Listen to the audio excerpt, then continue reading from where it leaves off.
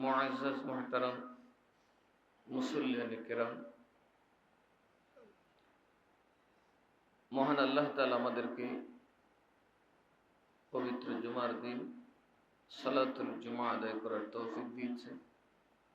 সকলে পড়ি আলহামদুলিল্লাহ। মহান আল্লাহ পাক রব্বুল ইজ্জত যেন আমাদের কৃত সকল গুনাহ, আমাদের পূর্বপুরুষদের কৃত সকল গুনাহ আল্লাহ মাফ করে দেন। আল্লাহুম্মা আমিন। আমরা গত জুমায় আলোচনা শুনেছিলাম যে আল্লাহ তাআলা রাসূলকে বলছেন যে যারা আহলুল কিতাব, ইহুদি খ্রিস্টান, ওরা আপনাকে ইসলাম আনার শর্ত সাপেক্ষে নানান প্রশ্ন করবে, নানান কিছু জিজ্ঞেস করবে। যদি এগুলোর উত্তর দিতে পারেন তাহলে আমরা মুসলমান হব। এর মধ্যে একটা হলো, আপনি যদি নবী হয়ে থাকেন, আসমান থেকে একটা বড় কিতাব আইনা দেখেন তো।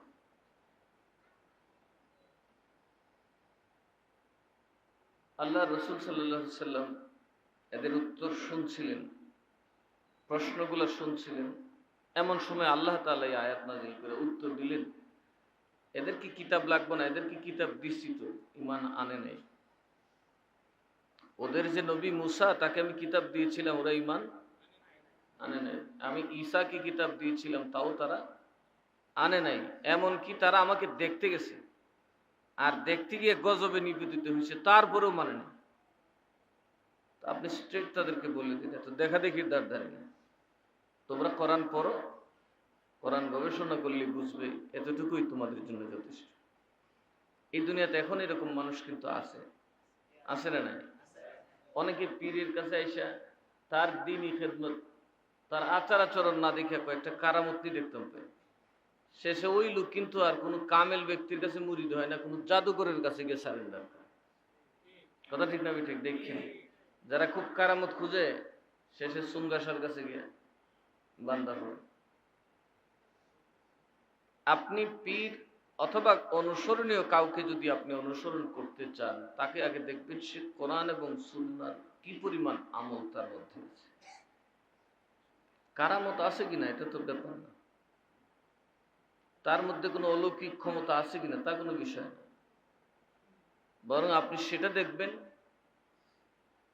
যে ওই ব্যক্তির মধ্যে কোরআন এবং সুন্নাহর আমল কতটুকু আছে, ওইটা নিয়ে তার সাথে আপনি কথা বলতে পারেন। এখানে কম, ওখানে বেশি। তার ঈমান আকীদা নিয়ে আপনি যাচাই করতে পারেন, আচার আচরণ নিয়ে আপনি যাচাই করতে পারেন। কারামত আকাশ দিয়ে উড়ে গেছে, সকালে একটা লাগাইলো, বিকালে তার ফল পেলেন, এগুলার নাম কারামত নয়। এগুলা জাদুবিদ্যার মাধ্যমে, ভেলকিবাজির মাধ্যমে এরকম অনেকেই করে থাকেন। এবং আমি দেখছি এরকম জাদুবিদ্যার পীরও কিন্তু আছে না নাই? সুতরাং এই আয়াত এটা স্পষ্ট, আপনি কাউকে অনুসরণ করতে হলে তার মধ্যে কোরআন এবং সুন্নাহর অনুসরণ দেখতে হবে। সেখানে যিনি কোরআন সুন্নাহর অনুসরণে সবচেয়ে বেশি অগ্রগামী, তাকেই আপনি অনুসরণ করবেন। করার সাথে সাথে আবার দেখবেন তিনি ইবলিসের প্ররোচনায় পড়ে অহংকার করেন কিনা, ওই ব্যক্তির মধ্যে অহংকার আছে কিনা, হিংসা আছে কিনা, বিদ্বেষ আছে কিনা। এরকমও তো আছে, আছে না? অনেক মানুষ এরকম আছে, যে কোনো মানুষের নাম তো উনি একজন, বুঝবেন উনি একদম ইবলিসের খালাতো ভাই। ফালতু একমাত্র নিজেকে নিজে বলা যায়, কারণ আমার পাপ, আমার অন্যায় আমি জানি। কথা ঠিক না ঠিক? আর কেউ তা জানি? আর কাউকে আমি ফালতু বলবো কিভাবে? একটা আদনা মানুষকে তো ফালতু বলার অধিকার আমার নাই, আমি তার সম্পর্কে জানি না। সে তো এমনই কিছু হতে পারে, মস্ত বড় আল্লাহর ওলি হতে পারে, পারে কি পারে না? এরকম হয়েছে তো সাহাবাই কেরামে অনেক সময় দেখা গেছে। হযরত উমর রাদিয়াল্লাহু আনহু এক ব্যক্তিকে জেলে ঢুকাই দিলেন তার কথার কারণে। হযরত আলী রাদিয়াল্লাহু তাআলা আনহু তাকে আবার ছাড়াই আনলেন। হযরত উমর রাদিয়াল্লাহু তাআলা আনহু বললেন যে এই লোকটা তো জেলে যাওয়ার যোগ্য। কারণ কি, সে কয় আমি যা খাই মরা খাই, মরা ছাড়া আমি খাই না, আমি না দেখে সাক্ষ্য দিই সবসময়, এবং এই জন্য আমার জীবন দিতে প্রস্তুত, না দেখে সাক্ষী দিয়ে হজম। এই ধরনের কথা যখন বলছে, উমর রাদিয়াল্লাহু তাআলা আনহু মনে করছে আরে এ তো পাগল, এটা জেলে ডুবে। হযরত আলী বলেন না, এ তো পাগল না, এ আরেক জগতে বাস করে। তার কথার গভীরতা বুঝতে হলে খলিফা আপনাকে আরেকটু ভিতরে ডুব দিতে হবে। তখন বললো যে কি বুঝবো, বলে এর ডেকে নিয়ে আসো আমার কাছে। এই লোকটাকে ডেকে নিয়ে এসে হযরত মাওলানা আলী জিজ্ঞেস করলেন যে তুমি যে কথাটা বললা তার যৌক্তিকতা কি? লোকটা বললো তো আমি কি মিছা কথা বলছি না, খলিফা আমাকে ধরে জেলে দিব। তো তুমি যে সত্য বলছো কিভাবে বলছো? বলে যে শোনেন, আমি মরা খাই, তার মানে মাছ খাই। আমি কি খাই? মাছ খাই। আমি মাছ খাওয়াই না পাবলি, আমি গোস্ত মাংস খাই না। আমার দেশ মাছের দেশ, এই জন্য আমি বলছি আমি তো মরা খাওয়াইনার দেশ, আমার কি হুকুম? তুমি তো আমার জিজ্ঞেস করো না কি মরা তুই খাস, মাছ কি মানুষ জীবিত খায় না মরা খায়? না দেখে সাক্ষী দিই মানে আমি যে সাক্ষী দিচ্ছি আশহাদু আন লা ইলাহা ইল্লাল্লাহ, আল্লাহর আমি দেখছি, অথচ আমার জীবনের সবচেয়ে বড় সাক্ষী হচ্ছে লা ইলাহা, আল্লাহ ছাড়া কোনো মাবুদ নাই। আল্লাহ ছাড়া কোনো মাবুদ না থাকলে আমি যে সাক্ষীটা দিলাম আমি কি দেখে দিছি? তোমরা দিলেন, বললেন বেটা তুমি যে বলি পেস লাগাই বলবা কেটে যাবে। এই জন্য বিষয় খুব বুঝে তারপরে সমাধান দিতে হবে। আল্লাহর ওলি যে কোথায় আছে সেটা আপনি কল্পনাও করতে পারবেন না। আপনার জুতা ধরে টানতেছে, তিনি আল্লাহর মস্ত ওলি। হযরত শাহ আমানত রাহমাতুল্লাহ আলাইহি কত বড় আল্লাহর ওলি। জমিদারকে রুমাল বিছিয়ে দিলেন, রাতের ভিতরে সে গেল, আবার রাতের ভিতরে সে কাগজপত্র নিয়ে আসলো, যেখানে তৎকালীন সময় যাইতে প্রায় 15 দিনের দরকার। আদালত বসলো পরের দিন সকালে, কাগজপত্র হাজির।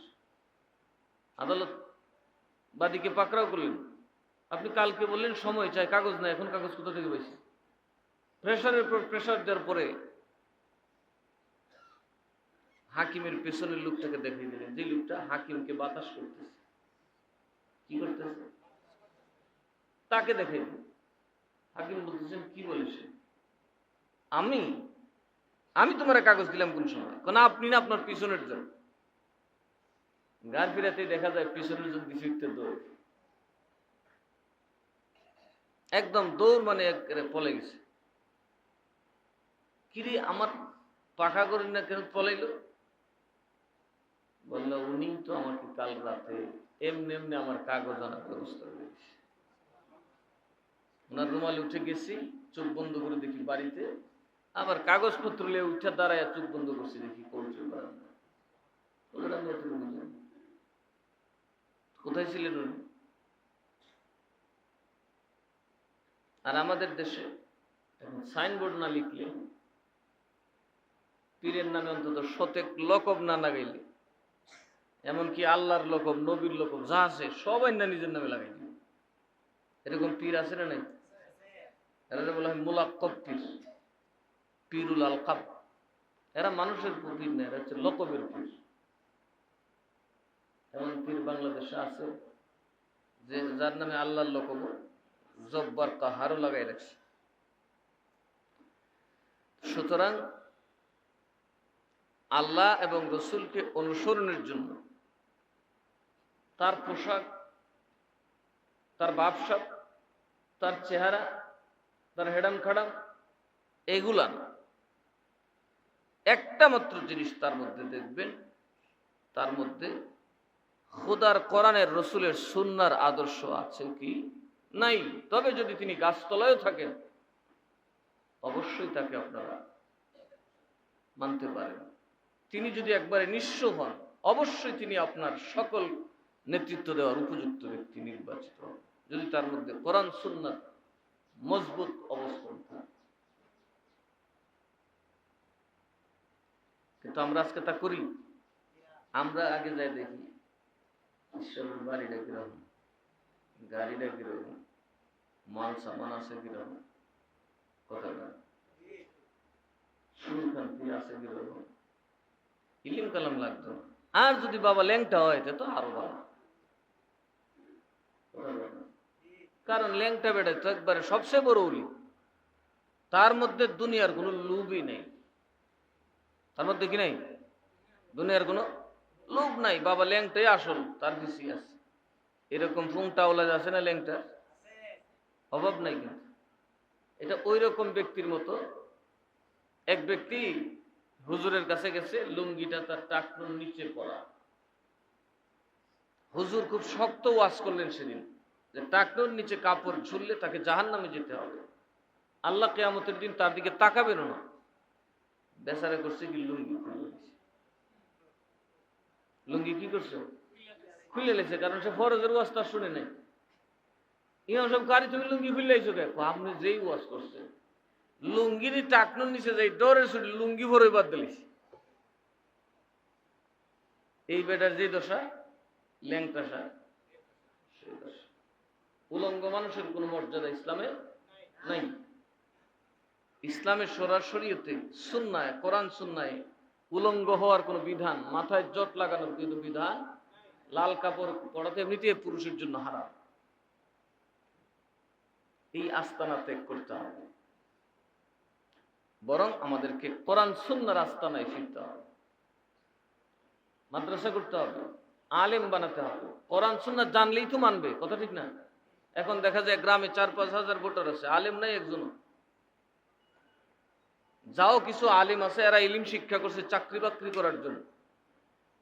এরা চাকরি ছাড়া এদের মধ্যে আর কোনো ধ্যান ধারণা বা চেষ্টা, একটা মানুষকে পথে আনা, একটা মানুষের জন্য চেষ্টা করা, এই প্রয়োজন তাদের নেই।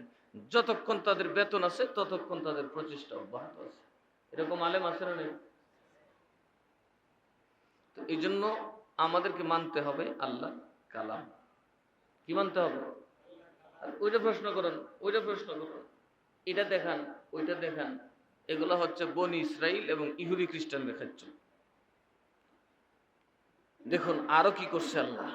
বিসমিল্লাহির রহমানির রহিম।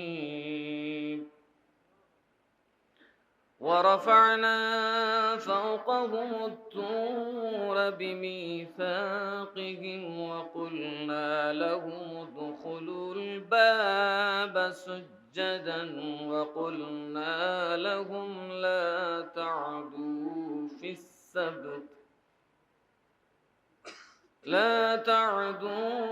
في السبت وأخذنا منهم ميثاقا غليظا।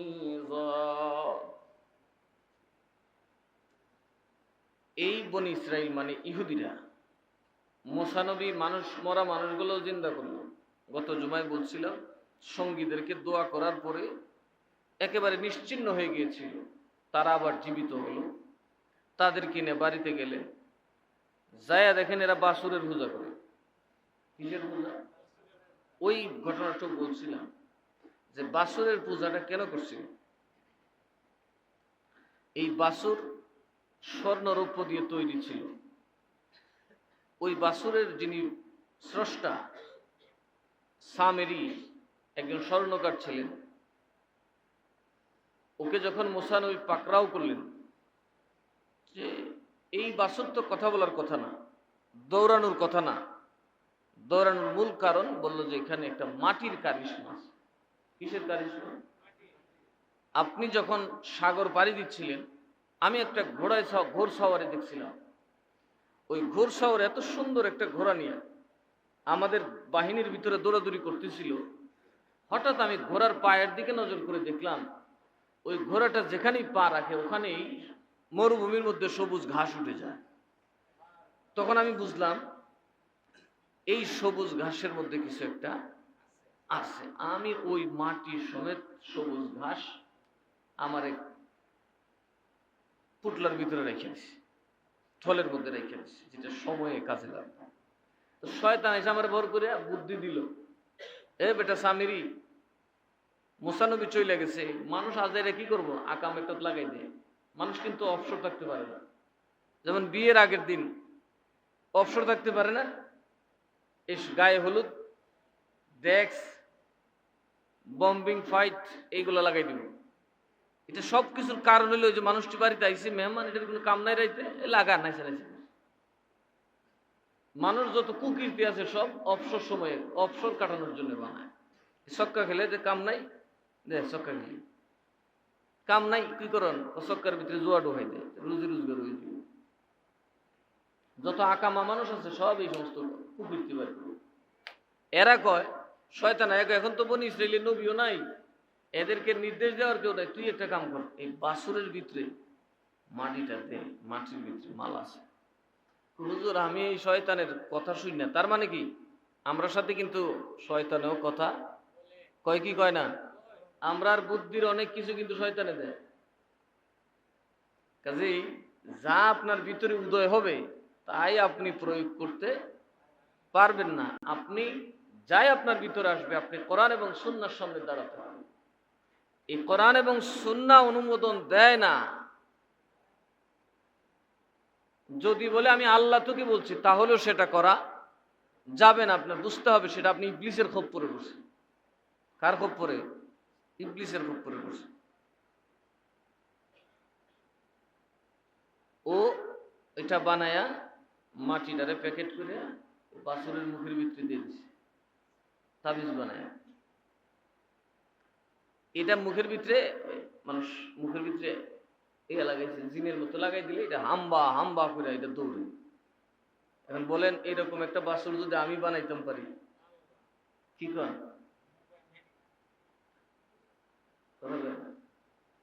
এমনি গিয়ে মাজারও সেজদা দেয়। আর যদি হাম্বা একটা বানাইতে পারি, সেজদা দেয় ওই নব। তার মানে আমাদের ইমানও বনি ইসরাইলের মতো চড়ল বড়ল। আমি তো মনে করি যদি এরকম একটা বাছুর আমার মাঠে দৌড়াইতে পারে, খোদা জানে বাংলাদেশের মানুষ ঘরে খুব একটা থাকবো কিনা, সব চলে আসবে। আর যদি বলি একটা করে বক্তৃতা, এটাও দিব। ইমানের দুর্বলতা। আমার নবীর আদর্শের বিরোধী যাই হোক, আমার মাথা নত হবে কেন? আমার মাথাটা তরবারির আঘাতে জমিনে পড়বে।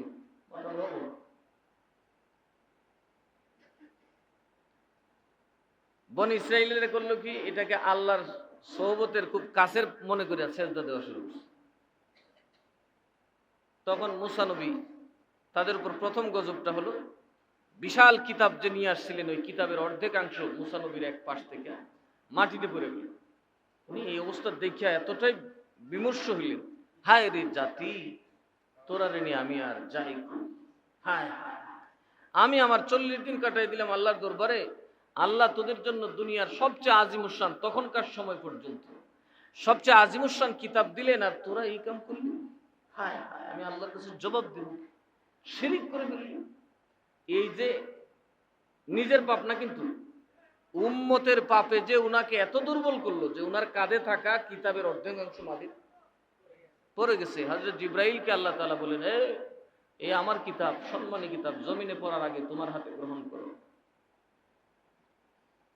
তখন ওই কিতাব জিবরিল আমিন যেটা পড়ছিলেন সেটা আবার ফেরত নিয়ে গেলেন। আল্লাহ বলে, তোদেরকে আর ওই সুযোগ দেওয়া হলো না, অবাধ্যতার কারণে।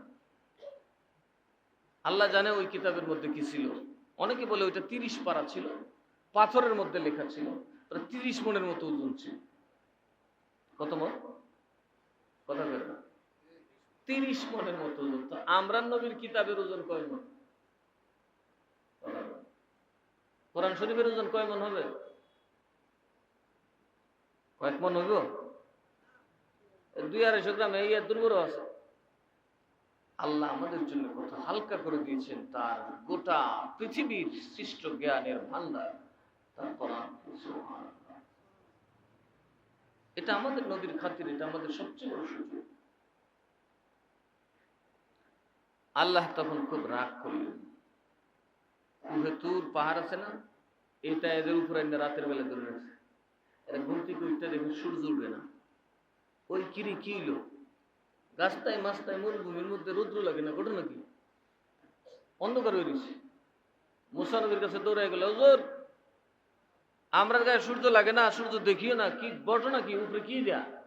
দেখছো না এটা কি? এটা আল্লাহ তুর পাহাড় তোদের উপর থুইছে।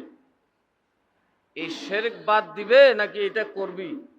যদি বাদ না দেস, আল্লাহ পাহাড় দিয়ে সেফাই লিবে সব করে, একদম পাহাড় চাপা দিয়ে সব কটাকে শেষ করে দিবে। এইটা দেখলে আপনারা কেমন করলে? বাঙালি কিন্তু সিস্টেম ঠিক আছে। বাসুর দেখলে যেমন ঠাইসা পূজা করলো, আবার গজব দেখলে ঠাইসা দৌড় দিল। কথা কেন দিব না দৌড়? আরে হিসাব লাগতো না, জানবো স্যার, দৌড় দে। এই পাহাড় দেখে তো তারা একবারে চকমক হয়ে গেছে। আরে মুসা নবী বললেন, শর্ত একটা আছে। কি শর্ত? যে তোমরা আল্লাহর কাছে তওবা করবে।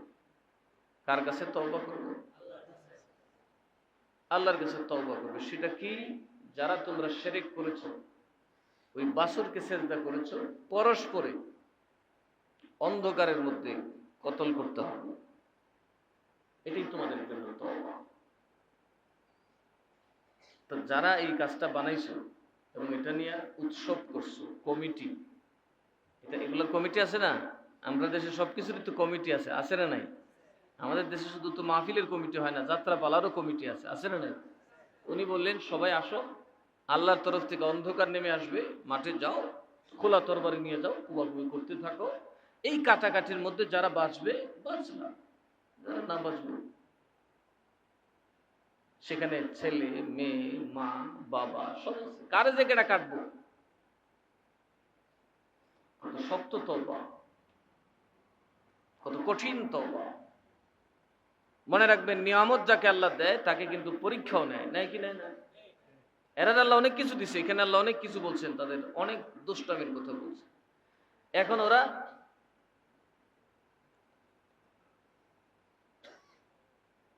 কান্নাকাটি শুরু করছে। আল্লাহ তাইলে পাহাড়টা ছেড়ে দিই। শেষে ওরা নবীর উম্মত তো, ধর্ম তো আছে, ধর্ম যখন বুঝছে যে আমরা পাপ করছি, তখন তারা রাজি হইল, একটা মাঠে গিয়ে জড়ো হলেন অস্ত্র নিয়ে। আল্লাহ অন্ধকার নামাই দিলেন। দীর্ঘ সময় তারা কাটাকাটি মারামারি চলছে। যখন কাটাকাটি শেষ, আল্লাহর রেজা তাদের উপর পতিত হয়েছে, তখন অন্ধকার দূর হয়ে গেছে। দেখা যায় ছেলের হাতে বাবা খুন, বাবার হাতে ছেলে খুন, মেয়ের হাতে মা খুন, ভাইয়ের হাতে বোন খুন, বোনের হাতে ভাই খুন। আন্দাজ গুন্দা কারে কেটা ফারাইছে কোয়া জানে তো, খালি ঘুরেছে, যে জমিতে পড়ছে। শেষে দেখা গেল যারা এটার উদ্ভাবক, যারা এই মূর্তি পূজার স্রষ্টা, এদের কেউ আর বেঁচে নেই। তখন বোঝা গেছে তরবারি স্বয়ং আল্লাহ চালিয়েছেন। ঠিক যার যতটুকু অপরাধ ছিল সে ততটুকু পেয়েছে। যারা ওটাকে সরাসরি শিরকে লিপ্ত হয়েছিল তারা নিহত হয়েছে। আর যারা কিছু কম বেশ এরকম আছে না, কেউ কিছু কি দেওয়া, তার আর কারো ডানা কাটছে, কারো কেউ গুতা খাইছে, কেউ ফার খাইছে, আবার কেউ একদম সুস্থ হয়েছে। এটাই আল্লাহ তাআলার ইচ্ছা। আবার তাদের আরেকটা অবাধ্যতার কথা আল্লাহ বলছে, সেটা হলো এরা আল্লাহকে বলল কি, মুসা নবীকে, আসমানি খাবার আর খাবো না। ওই যে বাংলাদেশে একটা কথা আছে না, কি আজার থাকলে কি কামড়ায়, সুখে থাকলে পোকে কামড়ায়। এরারে পোকা কামড়ানো শুরু করছে, কারণ এরার মর্যাদা এত ছিল যে আল্লাহ জান্নাত থেকে এদের খাবার পাঠাইত। মুসা নবীর বংশকে আল্লাহ খাবার কোথা থেকে পাঠাইত? বেহেশত থেকে মান্না এবং সালওয়া পাঠাইত। এরা এক পর্যায়ে মুসা নবীকে বলল, মুসা এই ফসাগন আপনি কেমন, হ্যাঁ আল্লাহর কাছে খাওয়ান থাকবো, আর আল্লাহ যখন মন চায় বন্ধ করে দিব। কেন বন্ধ করছে জানেননি? শয়তান এসে এরারে বুদ্ধি দিছে, এই মগার ফাল খাওয়ান জমায় রাখিস, এই আমরা যে খাচ্ছ খাওয়ান জমায় রাখিস, নাইলে কিন্তু মরবি টাইট, হঠাৎ আইতো না মেরে মারা যাবে। এরা করতো কি, এই মান্না চালুয়া 28 কুসুর করে জমা করে ধরে আল্লাহ কয় রাখ, জমাইছে যখন জমাটা খাইছে। ওগুলো চরুর মাংস ভুনা আর জবের রুটি বা এরকম একটা কিছু, এই ধরনের একটা খাবার দিত, অত্যন্ত সুস্বাদু। এরা করছে কি, এগুলো জমাইছে, আল্লাহ দিছে খাওয়ান বন্ধ করে। এরা অসুবিধা নাই, জমানোটাকে দেখি গে দেখি সব কিছুকে বুঝছে নষ্ট হয়ে গেছে। এখন ওরা মুসা নবীর ধরছে, হ্যাঁ মিয়া তোমার এই খাওয়ানো খাইতাম না, আমরা আলবায় খামো, পেঁয়াজ খামো, রসুন খামো, আমরার মন মতো জমি জমা করি আমরা খামো। এখন মন মতো জমি করলে মাঝে মধ্যে দুর্যোগ আসে না? আসে কিনা? অভাব কাত এগুলো আইত। এরারে আল্লাহ ওই সময় বললো তোরা কাজ কর, তাহলে তোর এখানে থেকে লাভ নাই, তোরা শাম দেশে চলে যা। ওখানে কি আছে? ওইখানে হাল চাষের ব্যবস্থা আছে, ওইখানে নানান রঙের ফলমূল আছে। কারণ শাম দেশের এক লোক ব্যবসা করার জন্য মুসা নবীর গোষ্ঠীর ভিতরে ঢুকছে। আপেল, বেদানা, আঙ্গুর এইগুলো দেখে ভাই এগুলো কই মজা, যেই মজারি বাড়িটা তো আমরা দেশ থেকে আনছি, এমনি সব দল হয়ে গেছে মুসা নবীর কাছে। কয় মুসা আমরার জন্য এগুলার ব্যবস্থা করো, তোমরা খুদ আমার ঠগায়। মুসা খুব বালাগাম হয়েছে, যাইতেনি যাইতাম। আল্লাহ কিছু খুব সাবধানে যাও। ওইখানে গিয়ে এরা দেখছে কওমে জব্বার। কওমে জব্বার বলতে এদের মধ্যে একজন ছিল উজ, ও আউস পালোয়ান বা উস পালোয়ান। তার জুতার ভিতরে এরা 12 জন একসাথে ঘুমাইছে। সকালে উঠে গড়টা কার, কয়টা গড় না, কয়টা উস পালোয়ানের জুতা। এখন গান সর্বনাশ কস কি, তো এই জুতায় ফাও দিনি, ফাও ঢুকে না এটার ভিতরে।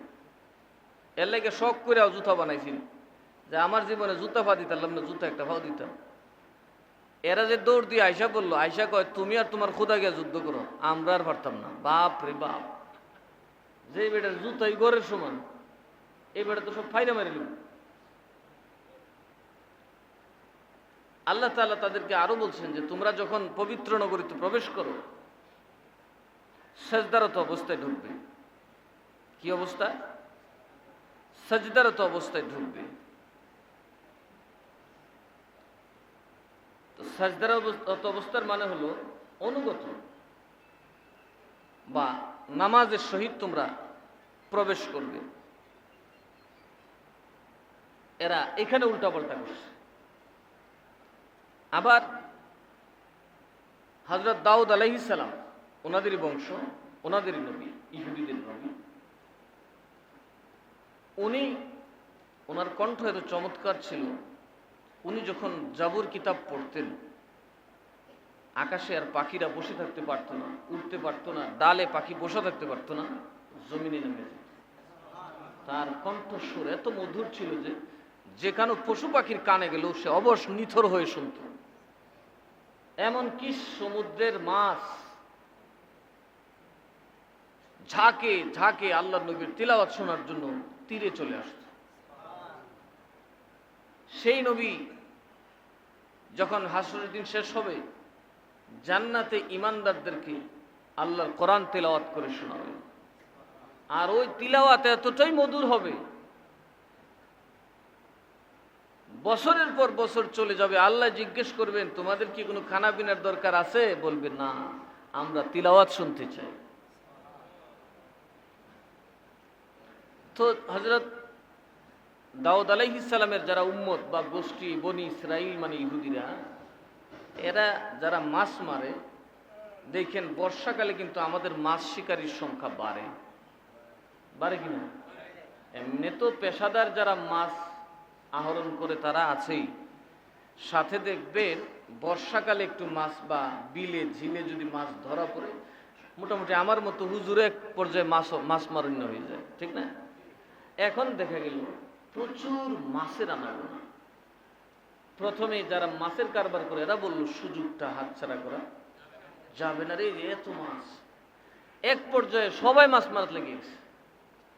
পাখিয়ে ওনার তিলাওয়াত শুনে, মাছ ওনার তিলাওয়াত শুনতে সাউ বাচ্চা সহ চলে আসছে, একদম পুনাবাল সহ চলে আসছে।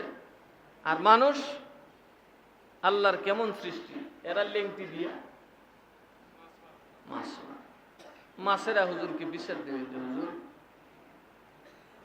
আমরা আসি তিলাওয়াত শুনতে, নিরাপত্তার খাতিরে আমরা সব নিয়ে চলে আসি, আর মানুষগুলা আমাদের এই নির্যাতন করে, এর একটা মানে বুঝবেন। কখনোই ইবাদতখানায় যাওয়ার পথে কারো উপর হামলা করবেন না। যখন কেউ আল্লাহ এবং রসুলের দ্বীনের পথে রওনা হয় তখন তাকে হামলা করবেন না, বিপদে পড়বেন।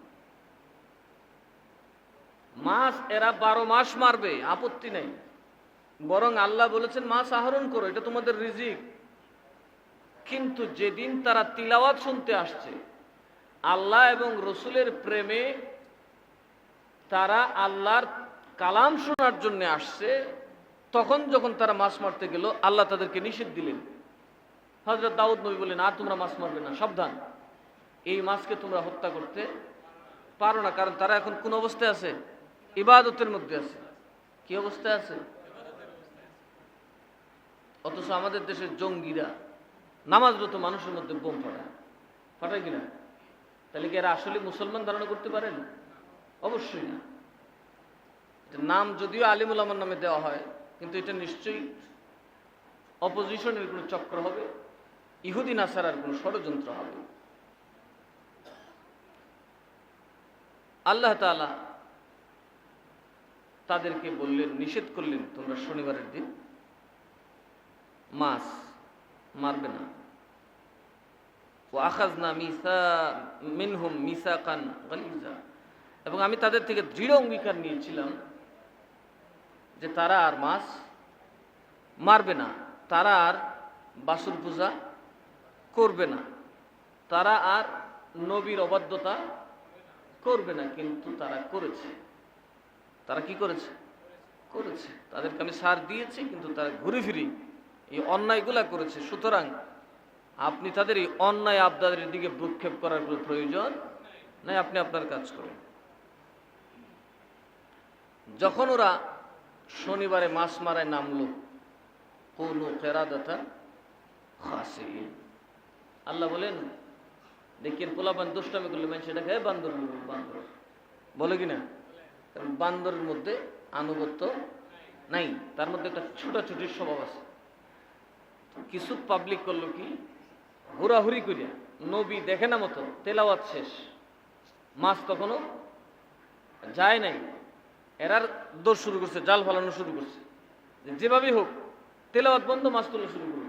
আমরা তো আর বান এনে দিছি আগে, মাছ তো আর মারছি না, মশলা জানি তো, যে না পরে 3 তালাক দিয়ে তালাক দিছি, নাম তো খুশি না, ফনলার ফুরি দনলার ফুরি তো খুশি না, আমি তালাক খুশি 3টা, তামসাবাড়ি করছে আরেকটা, নাম লাগবো না। আপনি তালাক তো কেবল আপনার বউরই দিতে পারেন, আর কি করে নাম বলতে হবে নাকি? কথা কথা। সুতরাং আপনি তালাক দিলে এটা আপনার বউয়ের উপর পড়বো, নাম বলেন আর নাম বলেন, কারণ তালাক কেবল স্বামীর জন্য স্ত্রীকে দেওয়ার বৈধতা, সেখানে নাম না বললেও তালাক হবে। বারে বারে তালাক তালাক কইলে এমনি এক তালাক হয়ে যাবে, তোর তালাক দিলাম কইলে এমনি এক তালাক হয়। এরা দৌড়ায় ধাপায়া খুব হুড়াহুড়ি করে বের দিয়ে মাছ মারা শুরু করছে। আল্লাহ কয়, আর কত, এখন তোমরা বান্দর হইয়া যাও। কি হইয়া যাও? সব কটার লিঙ্কটি বিছিতে দিয়েছিল, ওই গেছে লেজ, বানরের মতো চেহারা হয়ে গেছে। বেশি দিন ওরা বাঁচে নাই, কারণ মানুষ বানর হলে বাঁচবো? ওরা তো অরিজিনাল বানর না, শেষে না খাইতে খাইতে মারা গেছে। তো আল্লাহ তাআলা বলেন যে এগুলা বিষয় না, আর উম্মতে মুহাম্মদের শুকরিয়ার বিষয় এটাই যে এখনো আমরা বান্দর চন্দ্র হইছি না। কথা ঠিক না? তার কারণ এখনো আমাদের মধ্যে কিছু হাক্কানি রব্বানি ওলামা আলিম আছে না নাই, যারা জীবনের সর্বস্ব ত্যাগ করে তাদের আদর্শ আমাদের মধ্যে প্রথিত করে গেছেন। এর একজন হচ্ছে সৈয়দ মিরান শাহ তাতারী রাহমাতুল্লাহ। একদম পুঙ্খানুপুঙ্খানুভাবে আল্লাহর রসুলের সুন্নাহর চূড়ান্ত অনুসরণ আমাদের সামনে উনি রেখে গেছে। এই জন্যে উনি বাংলায় সাহিত্য, যে উনাকে দেখেও যেন কেউ শিখতে পারে যে কিভাবে কোরআন এবং সুন্নাহর অনুসরণ করতে হয়। আল্লাহ আমাদেরকে তৌফিক দান করুন। সুতরাং আমাদেরকে, আমি আবারও বলছি, আপনি কাউকে অনুসরণ করতে হলে আগে দেখবেন তার মধ্যে কোরআন সুন্নাহর অনুসরণ অনুকরণ কতটুকু আছে, সেটা দেখবেন। তারপরে অহংকার মুক্ত কিনা, হিংসা মুক্ত কিনা, তার উদ্দেশ্যটা কি, ধর্মের বেশে দুনিয়াদারি করা নাকি ধর্মের সেবা করা। যদি দেখেন না সত্যি সে আল্লাহ এবং রসুলের সেবায় মশগুল, আপনি তার অনুগত হন, অনুসারী হন, সমর্থক হন, এতে দ্বীনের খেদমত আরো বেড়ে যাবে, নিশ্চয়তা পাবেন, আপনিও জান্নাতে যাবেন, আপনার পরবর্তী প্রজন্মও জান্নাতে যাবে। সুতরাং কারামত এই সেই এগুলা আলোচ্য বিষয় না। হতে পারে কারামত অনেক সময় ওই ধরনের মানুষ কারোর মধ্যে যদি কারামত দেখেন, ওটা তার অনাকাঙ্ক্ষিত, অনিচ্ছাকৃত। আর যারা আল্লাহওয়ালা রসুলের সুন্নাহর অনুসরণ করে তাদের মধ্যে তো কারামতের অভাব নেই, তাদের প্রতি পদই আল্লাহর রহমত থাকে, থাকে কি থাকে না, নিয়ামত থাকে। তারা কখনোই বিচলিত হয় না। বিচলিত হয় কারা? যারা স্বার্থের জন্য দৌড়ায়, আমার স্বার্থটা যাবে। আর যারা আল্লাহর দিনের জন্য দৌড়ায়, এরা এক করতে যে আল্লাহর দিন, আল্লাহর কাজ, আমি কি করব, তারা কখনো বিচলিত হয় না। فبما نقضهم ميثاقهم وكفرهم بآيات الله وقتلهم الأنبياء بغير حق وقولهم قلوبنا غلف بل طبع الله عليها بكفرهم فلا يؤمنون إلا قليلا। ইহুদিরা পৃথিবীতে তাদের কোনো দেশ নাই, বসবাস করার কোনো ভূখণ্ড এত বড় পৃথিবীতে নাই। কাদের নাই? ইহুদিরা নাই। এই যে ফিলিস্তিনি মুসলমান মারে, তার দাবি হইল আমরা একটা দেশ দাও। এখনো পৃথিবীর বেশিরভাগ দেশ ইহুদিদেরকে রাষ্ট্র হিসেবে স্বীকার, ইসরায়েলকে স্বীকার করে না। সবাই বলে এটা জবরদখল, জোরে এসে লইয়া বুঝছস, তোরা কোনো দেশ নাই। দেখেন এরা কত নষ্ট। আল্লাহ বলেন, আমি যখন তাদেরই অঙ্গীকার ভঙ্গের কারণে তাদের উপর অভিশাপ করি, আর আমার অভিশাপ, আমার গজব এমনিতে এদের উপর আসে নাই, আসার কারণ হলো তারা আমার আয়াতকে অস্বীকার করছে, অর্থাৎ আমার নিদর্শনগুলাকে তারা অস্বীকার করছে, আমার নবীদেরকে অন্যায়ভাবে তারা হত্যা করছে। কি বলেন, আমরা নবীকে কেউ হত্যা করলে মানবেন? সুবহানাল্লাহ। আমাদের প্রধানমন্ত্রী তো এখনো ক্ষমতাতে আছে। যদি কালকে আল্লাহ রসুলের বিরুদ্ধে কিছু কয়, মনে কয়েক সেকেন্ডের ভিতরে নেমে যাবে। কথা ঠিক না ঠিক? বিশ্বের জাতিসংঘ যদি কথা বলে, কালকে সারা বিশ্ব জুড়ে আগুন লাগবে। ওই নবীর এটাই বড় পাওনা। আমার নবীকে আল্লাহ এটাই দিয়েছেন, দান দান শহীদ করছেন, পাথরের আঘাত খাইছেন, সহ্য করছেন, সহ্য করছেন, সহ্য করছেন, কারবালায় হয়েছে, সহ্য করেছেন। আর আমার আল্লাহ আমার নবীকে শান দিয়েছেন হাবিব। অন্যান্য নবীদেরকে তাদের উম্মতরা হত্যা করেছে, আর আপনি নবীর বেলায় উম্মতের দিলে এমন এক ভালোবাসার জমিন থাকবে, আপনার উম্মত বলতেই যত গুনাই করুক, আপনার বিরুদ্ধে কথা বললে সেকেন্ডে জীবন নিতে অথবা দিতে দ্বিধা করবে না। কথা ঠিক না? মুসলমান বসে থাকবে করে? এটাই আমার নবীর একটা বড় পাওনা, উম্মতে মুহাম্মদের একটা বড় অর্জন, যে তাদের দিলে তাদের নবীর এমন এক ভালোবাসা। আমরা যদি ওয়াহাবি সুন্নির কার্যকীর্তন যাই করি না কেন, এটা আমাদের আভ্যন্তরীণ মাসালা মাসাইলের সমস্যা, কিন্তু নবীর ব্যাপারে কথা বললে কেউ ঘরে বসে থাকবে না। এটাই আমাদের নবীর সবচেয়ে বড় পাওনা। আর ওরা করতো কি, নষ্টর দল নিজের নবীরারে হত্যা করতো। তুমি কি দাওয়াত লই আইছো, মাইরে লিত, সবাই মিললে ষড়যন্ত্র করে হত্যা করতো, শহীদ করে দিয়েছে। আবার মাইরে কইতো কি, আমরা খুব ভালো মানুষ, আমরার অন্তর একদম সংরক্ষিত, আমরার দ্বারা গুনাহ হয় না। নাউজুবিল্লাহ। এরকম এরকম ফিরের মধ্যে আছে, আমরার মধ্যে তো আছে না নাই? খাইব গাঞ্জা আর কইব কি, তা আমি তো খুব পবিত্র মানুষ, আছেন এরকম? মাথায় জট, পরনে নাই লুঙ্গি, নাই উজু গুসল, লনা মুইতা পানি, কারণ আমরা তো কলব পরিষ্কার। কথা কয় না কে? মোল্লার দলের তো কলব নষ্ট। কয় কি কয় না? দেখেন আবার গানের মধ্যে মোল্লার গাইলেও, বেটা তুই কইতেছিস মোল্লারে, তোর দিন লুঙ্গি চুঙ্গি কিচ্ছু নাই, আবার খাও সুঙ্গা। কথা কয় না কে? সুঙ্গা কি ভালো জিনিস নেই? যারা খাইছে এরা কি আর দুনিয়াতে কিছু করতে পারছে? ইসলাম মানে কি? ইসলাম হলো নবীর আদর্শ, মানে হলো তুমি দুনিয়াতেও বাদশাহ, আখিরাতেরও বাদশাহ। দুনিয়ার যত ভালো জিনিস সব তোমার করাতে থাকবে, দুনিয়ার যত ভালো কাজ সব তোমার নিয়ন্ত্রণে থাকবে, ময়দানে মাহশারের নেতৃত্ব তোমার হাতে থাকবে, আল্লাহর জান্নাতের সকলটাই তোমাদের দখলে থাকবে। তোমরা না দুনিয়ার হারাম কাজে যাবে, তোমরা ক্ষতিকর না কোনো কিছু মুখে দিবে, না দুনিয়ার কোনো জেলে যাবে, না কোথাও যাবে। তোমরা দুনিয়াতে তোমাদের জন্য জেল না। একজন মুসলমান যদি পাক্কা ইমানদার হয়, সে কি জেলে যেতে পারে? বলেন, জেলে যেতে পারে? কারণ সে কোরআন সুন্নাহ মানলে তো অন্যায় করবে না, তো জেলে যাবে কোন? জেল কি ভালো জায়গা নেই? কথা বলেন, জেল ভালো জায়গা? আল্লাহ বলেন মুসলমান যদি কোরআন সুন্নাহর অনুসরণ করে, সে না জেলে যাবে, না জেলের সেল, হাসপাতালে যাবে। কারণ হাসপাতালে থেকে অনেকে কয় বাপরে সেল কি সেলের বাপ, এটা সরকারি হাসপাতালে যে একজন থাকছে। তাইলে আমাদেরকে কি অনুসরণ করা দরকার? কোরআন এবং না। বাবার লঙ্ঘরণে লুঙ্গি নেই, আসমান দিয়ে উঠে, তাই নি বাবা? বুঝতে হবে এগুলো, সাবধান। এর বাইরে গেলে কিন্তু এই বনি ইসরাইলের দর্শন, ওরা নবীদেরকে হত্যা করছে। এরপরে কয় কি? আমরা নবীরে কয় আমনের উম্মত গুনাহ করে, আমরা গুনাহ টুনা করি না। নাউজুবিল্লাহ, বুঝতেন না? আচ্ছা, পিসাব কি গুনাহ করতে পারে না? পিসাবের কি ভুল হইতে পারে না? কথা বলেন না, পারে কিনা? নবী ছাড়া সবারই গুনাহ হওয়ার সম্ভাবনা আছে না নেই? আর এরার পণ্ডিতরা কইতো আমরার পিসাবরা একবারে পবিত্র। মোহাম্মদ আপনি যা বলছেন এটা তো ঠিক বলেন নাই, আমরা ওনারা তো গুনাহ টুনা করে না, ওনাদের রাব্বি, এরা এদের ফিরে রাব্বি করে। আল্লাহ কয় ফোনদার দল, খোঁজ তোরার কলবে গুনাহ নাই, আর তোরা সবচেয়ে বড় গুনাহ করে রাখছো, সেটা হচ্ছে আমার নবীদেরকে হত্যা করা। একজন না কিন্তু, আম্বিয়া বলেছেন, একজন নবী না, বেশ নবী তারা হত্যা করছে।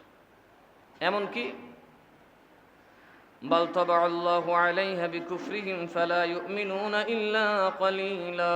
আল্লাহ কয়, এ হাবিব, আমি তাদের এই সমস্ত অবাধ্যতার কারণে, তাদের এইসব কুফরের কারণে তাদের কলবের উপর মোহর মেরেছে।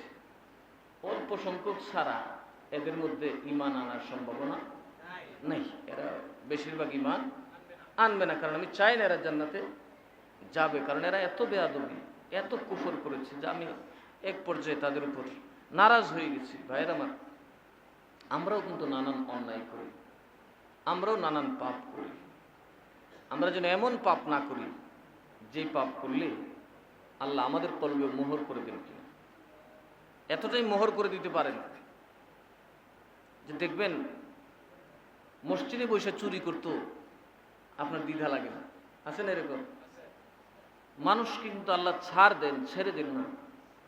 যত বড় জালিমি আপনি হন, একদিন কিন্তু আপনি আল্লাহর জালে ধরা পড়বেন, পড়তেই হবে। কারণ আপনার চাইতে বহু ক্ষমতাধর বাদশাহ, বহু ক্ষমতাধর রাজা এই পৃথিবীতে ছিল। আজকে তাদের সন্তান বলতেও কেউ পৃথিবীতে দাবি করা, আজকে তাদের প্রাসাদগুলো আছে, আজকে তাদের রাজপ্রাসাদ আছে ঠিক আগের মতোই, বাসযোগ্য বিলাসবহুল বাসভবন, কিন্তু সেখানে থাকার আর ওটাকে মিরাজ হিসাবে দাবি করার একজন সন্তান পৃথিবীতে এখন আছে, কিন্তু দাবি করার সাহস পায় না। সুতরাং যারা ক্ষমতায় থাকবেন অবশ্যই ক্ষমতা যথাযথ ব্যবহার করবেন। কখনোই যেন আপনার দ্বারা ক্ষমতার অপব্যবহার না হয়। মনে রাখবেন, এই প্রতিটা প্রাণী আল্লাহ তাআলা বড় যত্নের সাথে তৈরি করেছেন। একটা মানুষের দাম, একটা মানুষের মর্যাদা কিন্তু অনেক উপরে। কথা বলেন, আল্লাহ তাকে এতটাই ভালোবাসেন, আল্লাহ তাকে এতটাই আদর করেন যে তার 70 বছরের গুনাহকেও তিনি কখনো সাজায় রূপান্তরিত করেন না, সুযোগ দেন।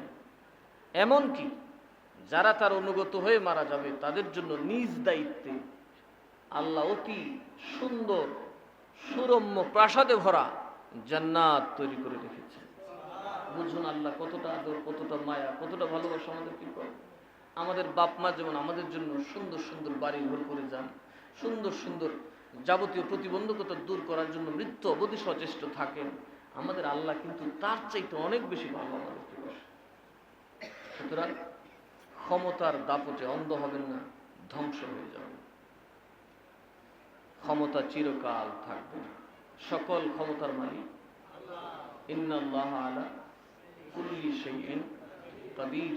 আপনার দ্বারা যেন কোনো নিরপরাধ মানুষ, আপনার দ্বারা যেন কোনো নিরস্ত্র মানুষ নিহত না হয়। আমরা যেভাবেই মরুক, বাংলাদেশের যে নিরীহ মানুষগুলা আজকে হত্যার শিকার হয়েছে, আমরা তাদের আত্মার জন্য দোয়া করি এবং এই দেশটা আমাদের সকলের। এই দেশটা যদি উশৃঙ্খল আর বিশৃঙ্খল হয়, ক্ষতিটা আমাদেরই হবে।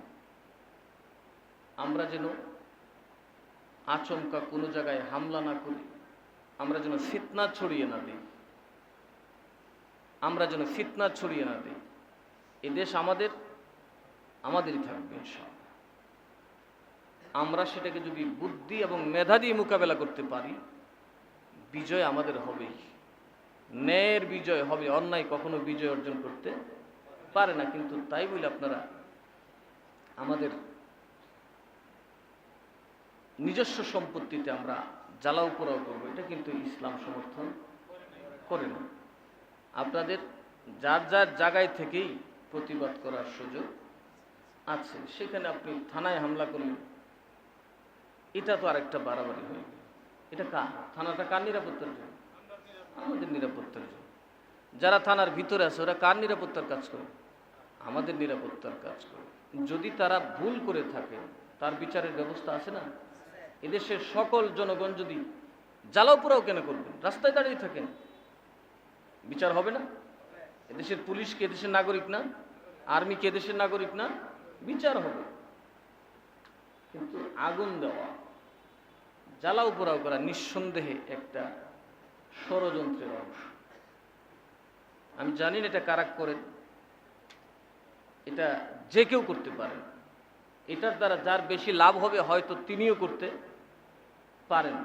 কিন্তু আপনারা যারা পাবলিক আছেন অতি সতর্ক থাকবেন। দেশটা আমাদের, এই দেশটাতে গন্ডগোল লাগলে সুবিধা নিবে অন্যরা। পাশে কিন্তু শত্রুর অভাব নাই। এমনিতেই হাজার হাজার কোটি টাকা লস হয়েছে।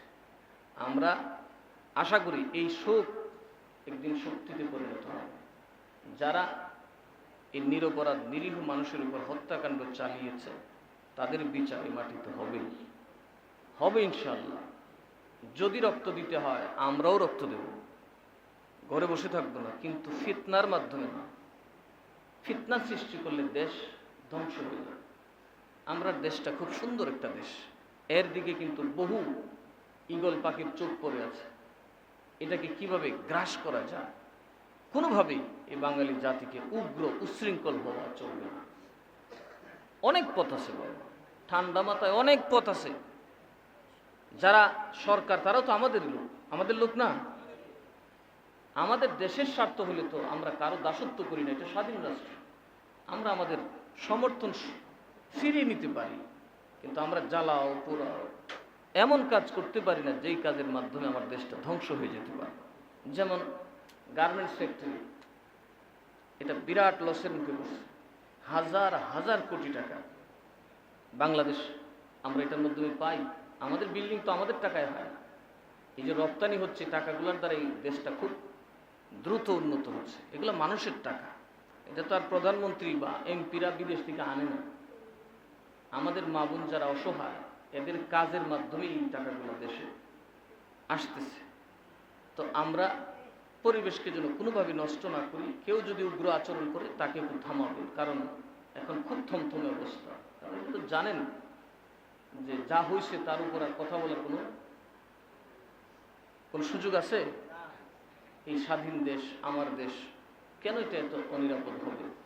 আমরা চাই, আমার একটা আর্জি থাকবে, সবাই ঠান্ডা মাথায় থাকবে। ইনশাল্লাহ মেঘ চলে গেলে আকাশ পরিষ্কার হয়ে যাবে, রাতের অন্ধকার বেশি সময় থাকবে না। আমরা যেন ঝগড়া ফসাদে না জড়াই, আমরা যেন রাষ্ট্রীয় সম্পদ নষ্ট না করি, রাষ্ট্রের সেবায় যারা আছে আমরা যেন তাদেরকে লক্ষ্যবস্তুতে পরিণত না করি। কারণ দেশটার আগা গোড়া আমাদের, এই দেশের জনতা। কথা ঠিক না ঠিক? সব আমাদের, সব আমাদের করা। এই থানা আমাদের টাকা, এই মিলিটারি ক্যাম্প আমাদের টাকা, এই অস্ত্র আমাদের টাকার কিনা। আমরা ধৈর্য ধরব, আমরা অবশ্যই সবর করব।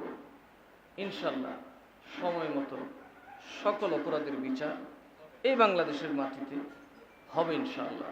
আল্লাহ যেন আমাদেরকে ধৈর্য ধরার তৌফিক দান করে। আসুন আমরা আল্লাহর নবীকে একটু দাঁড়িয়ে সালাম দিই, ইয়া নবী।